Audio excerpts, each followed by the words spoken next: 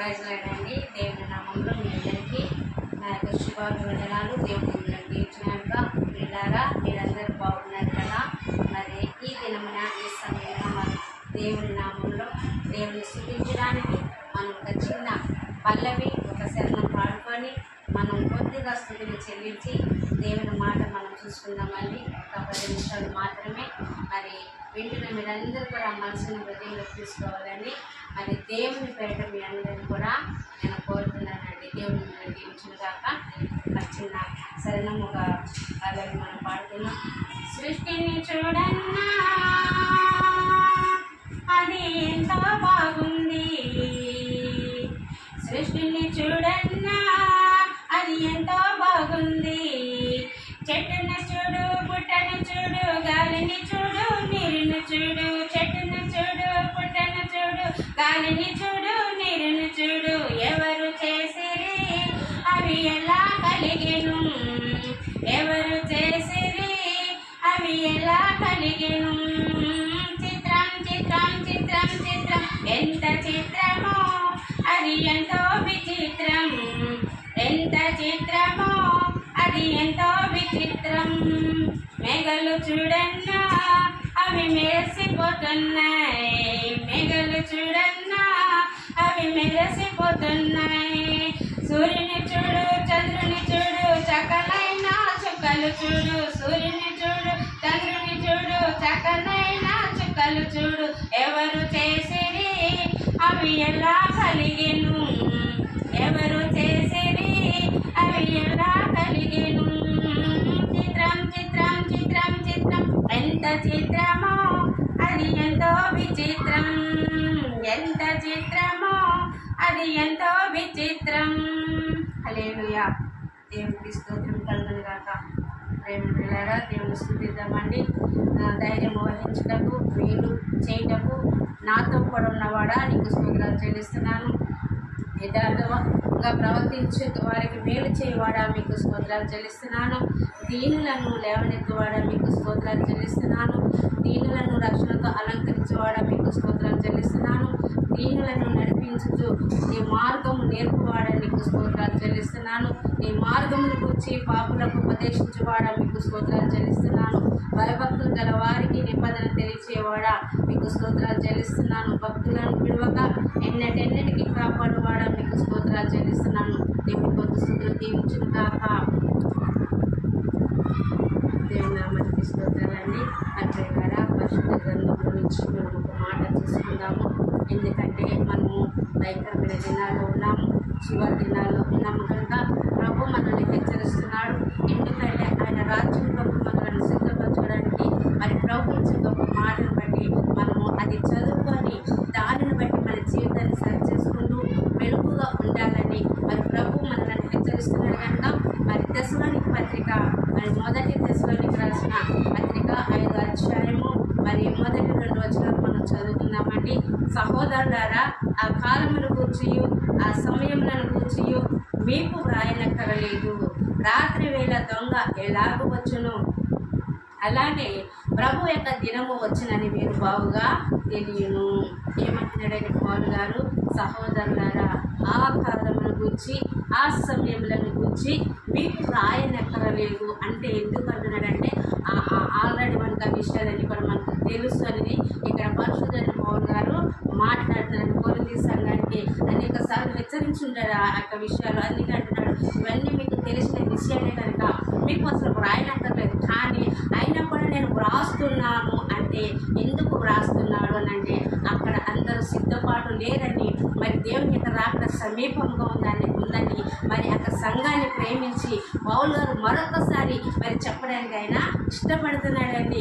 దేవుని బిడ్డలైన వారిని తన రాజ్యానికి చేర్చాలనే యొక్క సేవకులైన తపన మరి ఈయనలో మనకి బాగా అనిపిస్తుంది. ఈరోజు చాలా మంది సేవకులు ఏంటంటే వారిని మారుస్తారు, బాప్తిసం ఇస్తారు, కానీ చివరి దాకా వారిని నడిపించడానికి ఎంత ప్రయాసపడతారంటే అది అందరూ చేయరుగానండి. కొంతమంది సేవకులు ఉంటారు, వారు చాలా తన బాప్తిసం ఇచ్చి మార్చిన బిడ్డలని దేవుని ఎదుట చేర్చాలని ఎంతో ఇష్టము కలిగి ఉంటారు. వారికి ఎన్నో రకాలుగా వారికి బోధిస్తూ వారిని సిద్ధపరుస్తూ వారిని మాటికి వారిని హెచ్చరిస్తూ దేవుని మాటతో వారిని బలపరుస్తూ ఉంటారు. కానీ దేవుని యొక్క సేవకుల మాటలు ఈరోజు చాలా తక్కువ మంది అండి తీసుకునేది, హృదయంలోకి తీసుకోలేకపోతున్నారు. అందుకే పౌలు గారు మరలా చెబుతున్నాడు, ఇంతకుముందు మీకు చెప్పాను, ఇవన్నీ మీకు తెలిసినయే, తెలియనివి కాదు అని అంటున్నాడు. మరలా మీకు వ్రాయనక్కర్లేదు, కానీ మరలా నేను చెప్తున్నాను, జాగ్రత్త. మీరు రాత్రి వేళ ప్రభు ఎలాగొస్తారంట, దొంగ వచ్చినట్లుగా. దొంగ ఎలాగూ వచ్చును, ప్రభు యొక్క దినము కూడా అలాగే ఉంటుందని ప్రభు మాట్లాడుతున్నాడండి. ప్రభు యొక్క మరి దినము దొంగలాగా ఉంటుందండి. ప్రభు దొంగ అంటారా? అది ఎంత మాత్రము కాదు కానండి. సిద్ధపడిన మనకి దేవుడు దొంగలాగానే. ఎందుకంటే సిద్ధపడిన వారికి కనపడడు, సిద్ధపడిన మనకు దేవుడు కనపడతాడు. దానిని ఇలాగా మరి భక్తులు వ్రాస్తారు, దొంగ అని పోల్చడానికి. ప్రభు దొంగలాగా వచ్చే అవసరం లేదండి. కాదంటే సిద్ధపడిన మనకి దేవుడు కనిపిస్తాడు, సిద్ధపడలేని వారికి దేవుడు కనిపించడు కనుక అది దొంగ రీతిగానే ఇక్కడ పరిశుద్ధాత్మ దేవుడు రాయించాడు. ఇక్కడ పౌలు గారు చెప్తున్నాడు, హెచ్చరిస్తున్నాడు, ప్రభు యొక్క దినము చాలా సమీపంగా ఉందంట, అది త్వరగా వస్తుందని చెప్తున్నాడు. అయితే లోకులు ఎలా ఉన్నారని ఇక్కడ కింద వచనంలో 3వ వచనంలో మాట్లాడుతున్నాడు.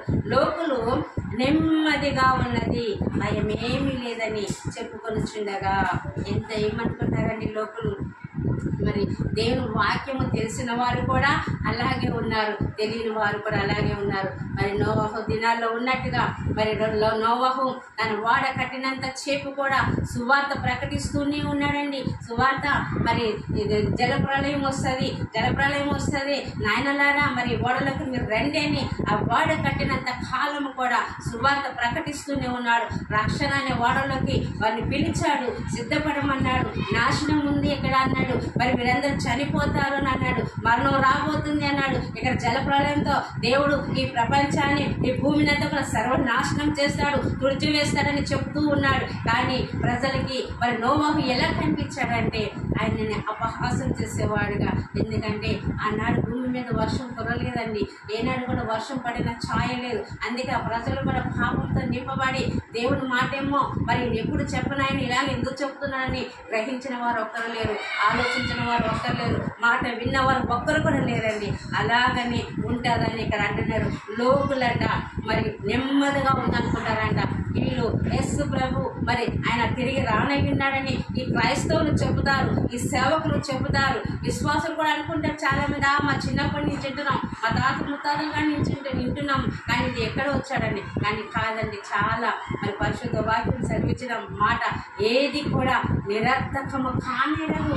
దేవుని ప్రతి మాట కూడా మరి అది నెరవేరుస్తుందండి. ఖచ్చితంగా మన ప్రభువైన యేసుక్రీస్తు రానయ్యున్నాడు. ఎవరైతే వెలుగు కలిగి ఉంటారో, ఎవరైతే సిద్ధపడతారో, ఎవరైతే వారి జీవితాలను కట్టుకుంటారో వారు మాత్రమే ఎత్తపడతారు. కనుక మరి పౌలు గారు హెచ్చరిస్తున్నారు, జాగ్రత్త, మీరు మెలకుగా ఉండండి, ప్రభు త్వరగా రాబోతున్నాడు. మరి ఆ దినం ఎవరికి కూడా తెలీదు, దొంగ వచ్చినట్లుగా వస్తాడు ప్రభు.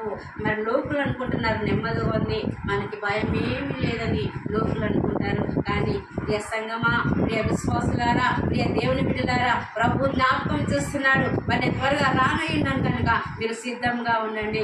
లోకులు అనుకున్నట్లుగా నా రాకడ ఆలస్యం కాదు, నేను చెప్పిన వాడిని రాకుండా ఉండను, వస్తాను. కానీ నువ్వు మెలుకుగా ఉన్నావా? మరి నీ జీవితం సరి చేసుకున్నావా? నీ హృదయం ఎలాగుంది? నీ క్రియలు ఎలాగున్నాయి? నీ ఆత్మీయ స్థితి ఎలాగుంది? దిగజారిపోయి ఉన్నావా?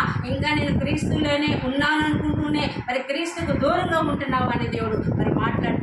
కనుక ఇక్కడ మనం మెలుకు కలిగి ఉండాలి. మరి లోకులు అనుకున్నట్లుగా మాకు భయం ఏమీ లేదని చెప్పుకున్నట్లుగా మనం అలాగ చెప్పుకోవడానికి తగమండి. ఎందుకంటే మనం క్రీస్తుని ధరించుకొని ఉన్నాము, యేసు ప్రభుని నమ్ముకొని ఉన్నాము, విశ్వాసులుగా మనం ఉన్నాము, వాక్యం వింటున్న వారుగా ఉంటున్నాము, ప్రతి దానికి ప్రార్థన చేసుకునే వారుగా ఉంటున్నాము. కానీ ప్రభు వచ్చినప్పుడు ఆయన ఎదుట మనము మరి మెప్పు పొందే వారంగా ఉన్నామా? ఆయన ఎదుట నిలబడే వారంగా ఉన్నామా? ఆయన రాకడ మనకి కనపడుతుందా? ఆయనను మనం చూచే కన్నులు మనకున్నాయా? అది మనం పరీక్షించుకోవాలండి. పౌలు గారు అదే అంటున్నారు, దొంగ వచ్చినట్లుగా మరి ఆ దినమును గురించి, ఆ కాలమును గురించి నేను మీకు చెప్పక్కర్లేదు, కానీ మీరు జాగ్రత్త. మరి ప్రభు దొంగలాగా వస్తాడు కనుక మరి లోకులైతే అనుకుంటున్నారు, కానీ మీరు అలాగ అనుకోవద్దని సంఘాన్ని హెచ్చరిస్తున్నాడు. ప్రియ దైవజనుమ, మరి మీరు కూడా ఎలాగున్నారు? మీ జీవితాలు ఎలాగున్నాయి? ఇప్పటి కాలము వరకే మరి ఈ జీవితము మట్టికి మన భక్తి అయితే అది ఎంత మాత్రం కూడా వ్యర్థమే అని పౌలు గారే చెప్తున్నారండి. మన ఇంతవరకు ఈ లోకంలో ఉన్నంత వరకు మన అవసరాల కొరకు, మరి మన అక్కరల కొరకు, మన యొక్క లోటుపాట్ల కొరకు, మన ఆరోగ్యం కొరకు, మరి యొక్క మన బ్రతుకు దేవుని కొరకు యేసు ప్రభు నమ్ముకుంటాం కాదు, కానీ నిత్య జీవము అనుకుందని మనం భూమి మీద పరజనులమని, అని ఈ భూమి మీద పరవాసులమని మనం జ్ఞాపకము చేసుకొని నిత్యత్వంలో మనం ప్రవేశించబడాలంటే మన జీవితాలని ప్రభులో కట్టుకుంటూ ఆయన రాకడ సమీపంగా ఉందని జ్ఞాపకము చేసుకుంటూ ఆయన కొరకు మనం ఎదురు మరి దేవుని మాట దీవించును కదా. మరి ప్రేమిలారా, ఈ దేవునికి కొద్ది మాటలు బట్టి మనం ప్రార్థన చేసుకున్నాం. చిన్న ప్రార్థన.